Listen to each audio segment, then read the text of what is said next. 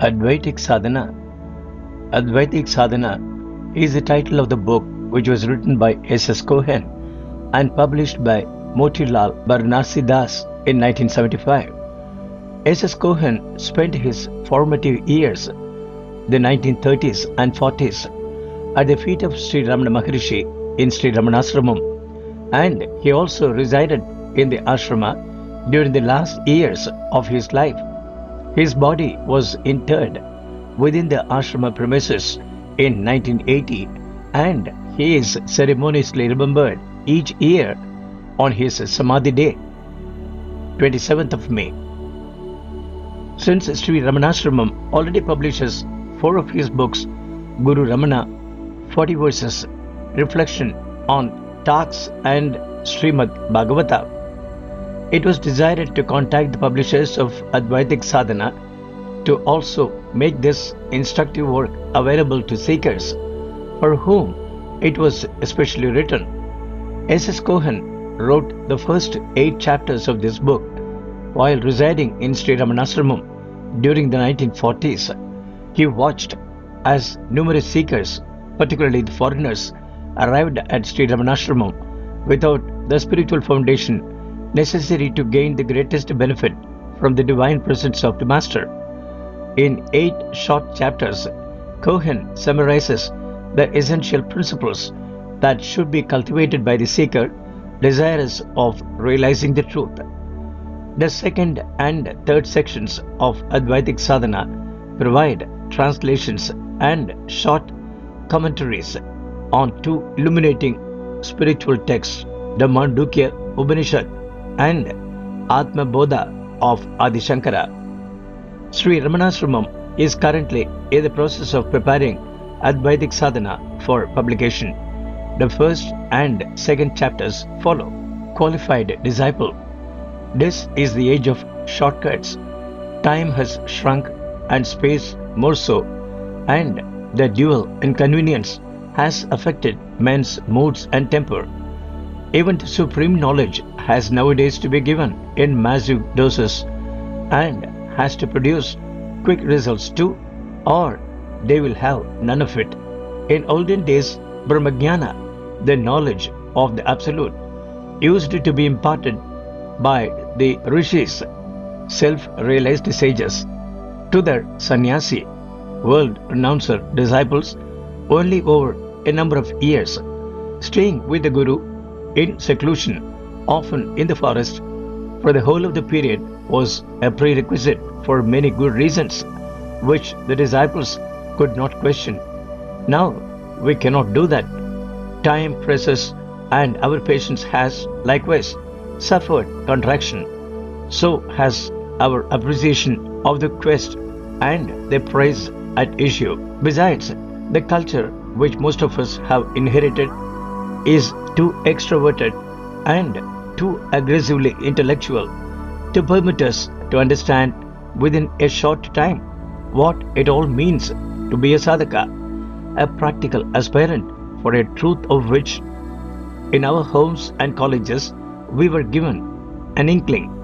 We are apt, moreover, to bring with us scraps of knowledge gleaned from a wide reading of the miracle-ridden theology and occultism, including an endeavor to accommodate the Vedanta inside them. The result is that we return from the Guru, the qualified teacher, and his ashram with our doubts still in our heads, uncleared, and our minds about truth and untruth still befogged.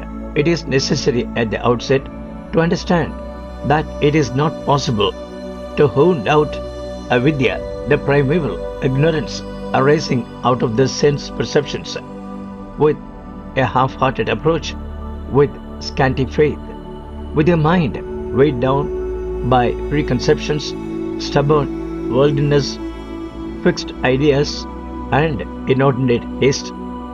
These do not qualify for the supreme knowledge, jnana, which exacts a steady, unwavering, wholehearted discipline. Authentic seekers are humble and most modest in their expectations, and do not, as a rule, lay down conditions in advance of the yogic practice, nor fix time as to the possible attainment of the goal, but surrender themselves unreservedly to the sadhana, spiritual discipline, and to the guidance of the teacher, unmindful of the results. The seeker of the Absolute must have no object in life but the persistent pursuit of the Absolute, to which he bends all the power of his soul.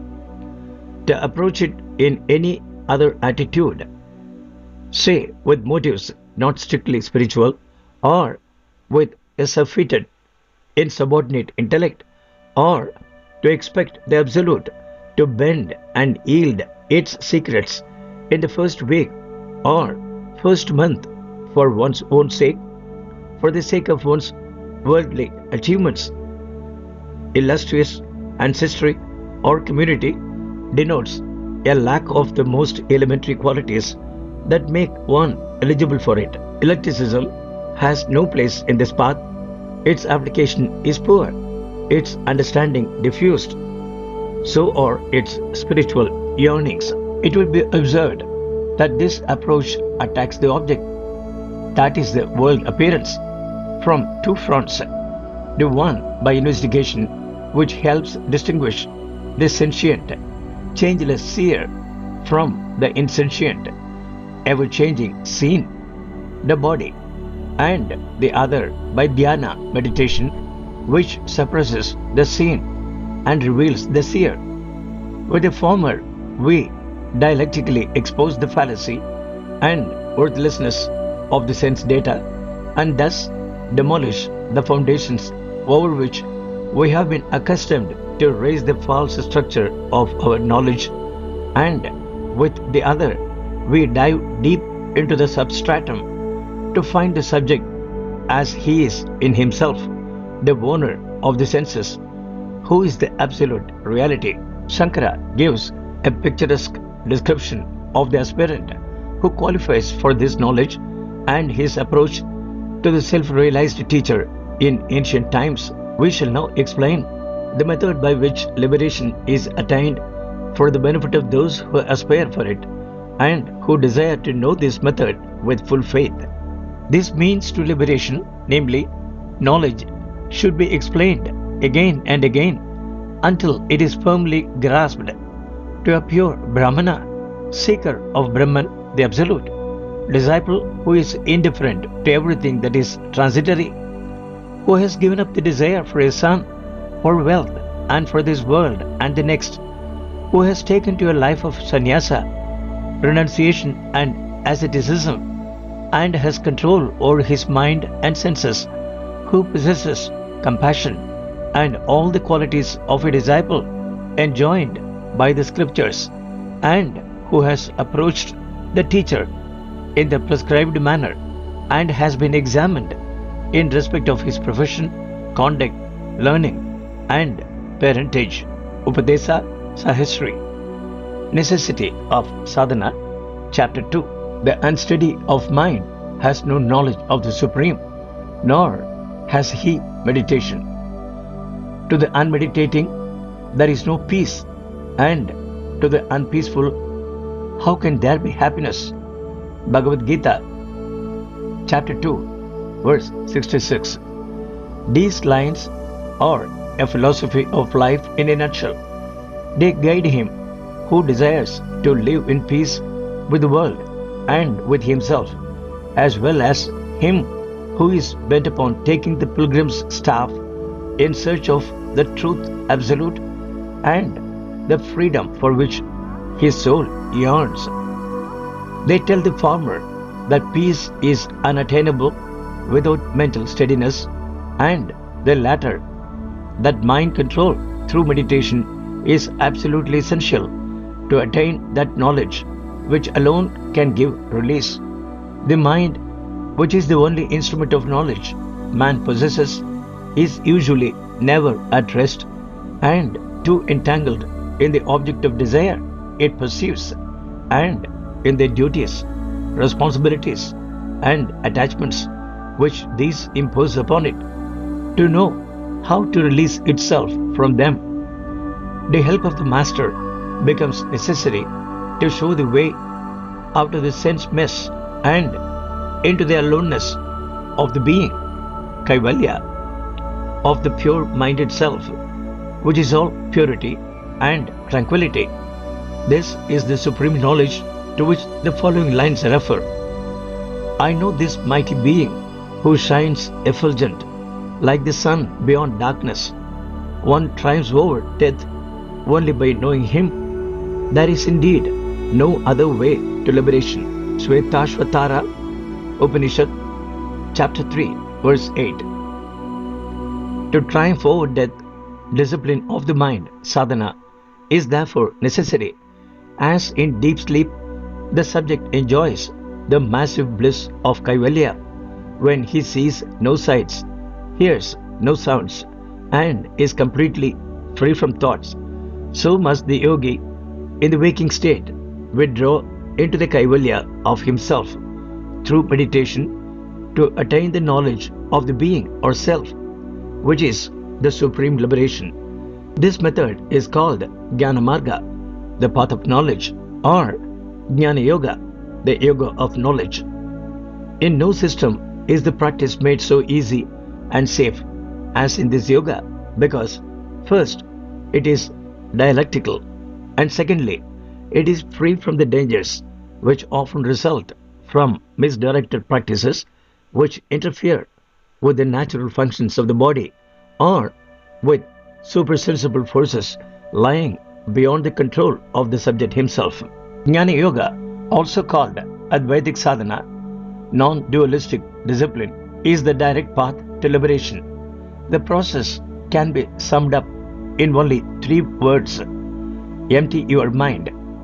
In dreamless sleep, the mind is totally empty of thoughts, plunged as it is in the bliss of its own native state, the pure consciousness, Chit. But waking is the state of thinking which rejects the worlds of time and space and covers the being like the dust that covers a clean mirror. In order, therefore, to perceive this effulgent being, thoughts have to be arrested. The mirror of the mind has to be cleared of its dust. This is called Turya, the 4th state, to distinguish it from the other 3 states of waking, dreaming, and deep sleep, which experiences the blissful aloneness of Supti, deep sleep, in the full view of the waking, Jagrata, when the senses and the faculty of cognition are present but rendered inactive by practice. Its other name is Samadhi, the ecstasy of self-cognition. Its other name is Samadhi, the ecstasy of self-cognition. It goes without saying that the first attempts to arrest the onrush of thoughts appear frustrating, sometimes even painful, but success is sure to result from persistent efforts. Constant practice releases the mind from its inhibitions, its habits, memories, fear, suppressed longing, anxiety, etc., and establishes a free flow of the dhyanic current.